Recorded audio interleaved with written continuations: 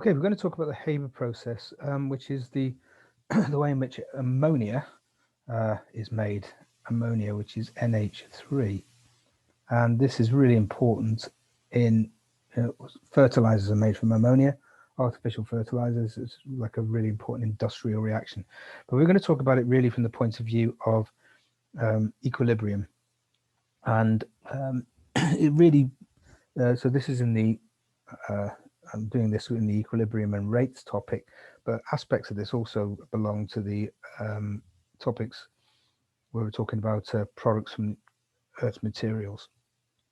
Right, so you to make ammonia, the raw materials are nitrogen, which is come from air. 80% of air is nitrogen, and hydrogen. Okay, which that's usually obtained by reacting methane with steam.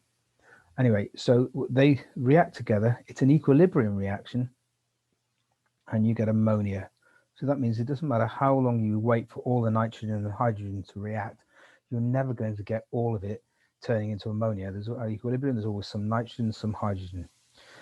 Obviously, that's a bit of an inconvenience. If you're trying to make ammonia, you don't want half of it remaining the reactants. You want as much as possible to turn into the products. So what can we do to the conditions of equilibrium to try and ensure we get the highest amount of ammonia at equilibrium?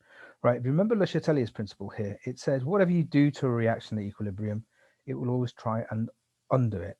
The position will always move so as to oppose the change. It can't undo it, but it tries, seems to like it's trying to.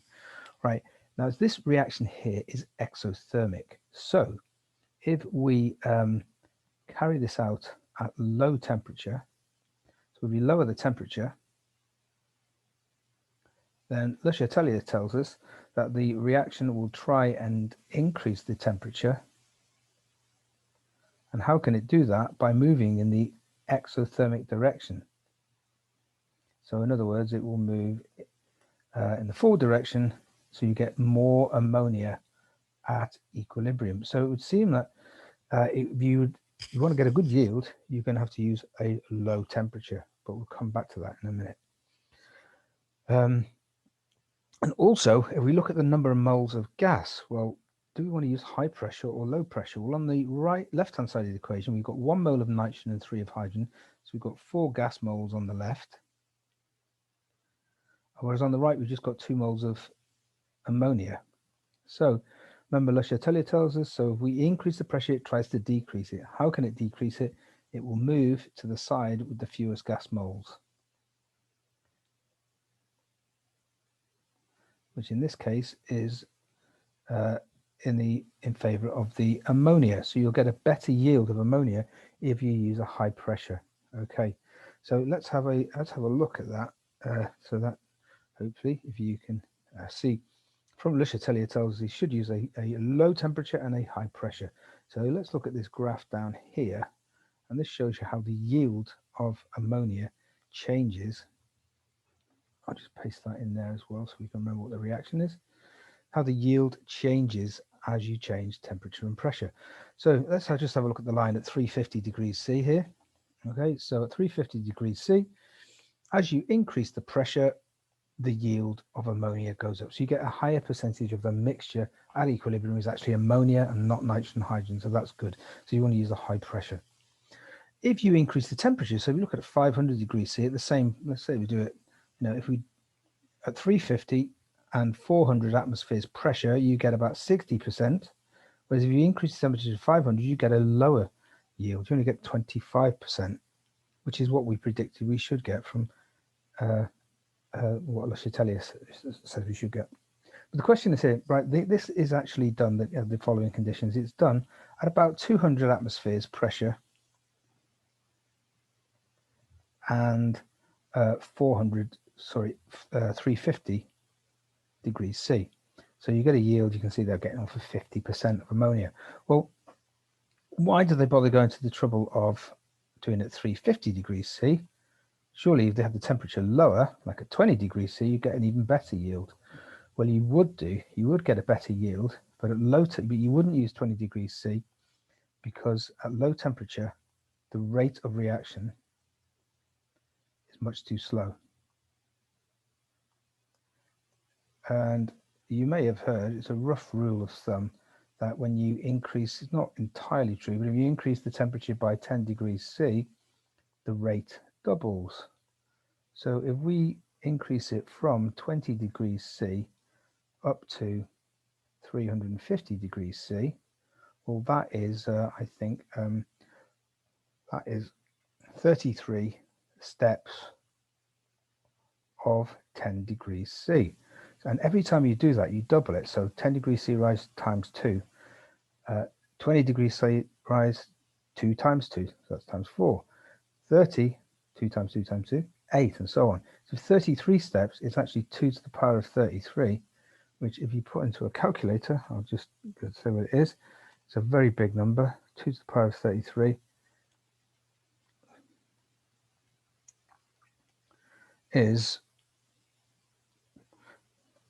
in standard form, it's about 8.6 times 10 to the 9, okay? So that's about 8 billion, okay? It's, or 9 billion, it's about 9 billion times faster at 350 degrees C than it would be at 20 degrees C. So you can see at 20 degrees C, the reaction would be 9 billion times slower. So it just wouldn't really be happening. The rate of reaction would be way too low. So it is this idea of a compromise temperature. Okay, so I'll get rid of this. This idea of a compromise temperature. Right, we want to use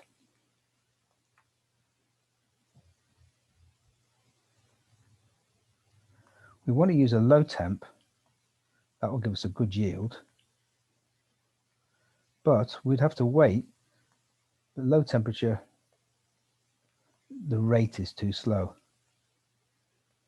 So 350 is a good compromise.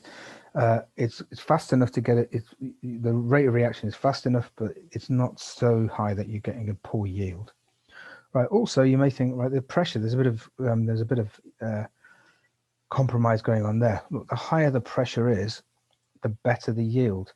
So why do they stick with 200 atmospheres? Why not go to 400 atmospheres? Well, the problem is to have very high pressures like 400 atmospheres, the pumps need to be much more powerful, and all the pipe work needs to be much stronger to withstand the pressures. So it's just not practical. 200 atmospheres is a good enough pressure. Okay, so there's a very important idea of a compromised temperature and a compromised pressure. Now, also the good thing about high pressure means that with the gas molecules are all very squashed together. There's not much space between them, so that means you get more collisions. You effectively increase the concentration of a gas if you increase the pressure.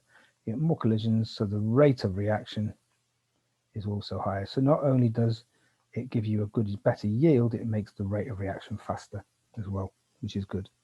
Right, now let's just have a look finally. So this was not really to do with the equilibrium topic. This is more to do with the Earth and atmosphere topic. Let's look at how the reaction is carried out. So you have a reaction vessel here, and that's at 200 atmospheres pressure and high temperature, 350 degrees C, and there's an iron catalyst in there. Iron is a transition metal, and we'll see that very often, you may have heard, transition metals tend to be good catalysts. Okay, and so what happens is the nitrogen and hydrogen comes in here. I'll do it in black. So nitrogen and hydrogen are going to come in here. Sorry. And they're going to, some of it's going to react to form ammonia, some of it doesn't. So what's going to come out, you've got N2, H2 and NH3. So you've got your product that you want, but you don't want to just throw away the nitrogen and the hydrogen because that's wasteful. You want to put them back into the reactor. Okay, so how is that done? Well, it's actually quite easy to separate ammonia from nitrogen and hydrogen, because if you look at the boiling points, ammonia boils at minus 39 degrees C. That's a standard pressure. Nitrogen and hydrogen, so if you get down to minus 39, ammonia will turn into a liquid. Whereas nitrogen and hydrogen will not turn into liquids until the temperature is way lower, like getting up from minus 200. So if this mixture of gases is cooled, the ammonia, that will liquefy, And of course, that's very easy to separate a liquid from gases. You just open a tap and it drains away and the gases remain behind. And the gases then go back into the reactor to be recycled so they're not wasted. Okay, so that idea of compromise is really important, particularly I think with the temperature, where you want a low temperature to get a good yield at equilibrium, but you'll have to wait forever to get to the equilibrium position if you use a low temperature. So you have to use a higher temperature, which means the yield will go down a bit.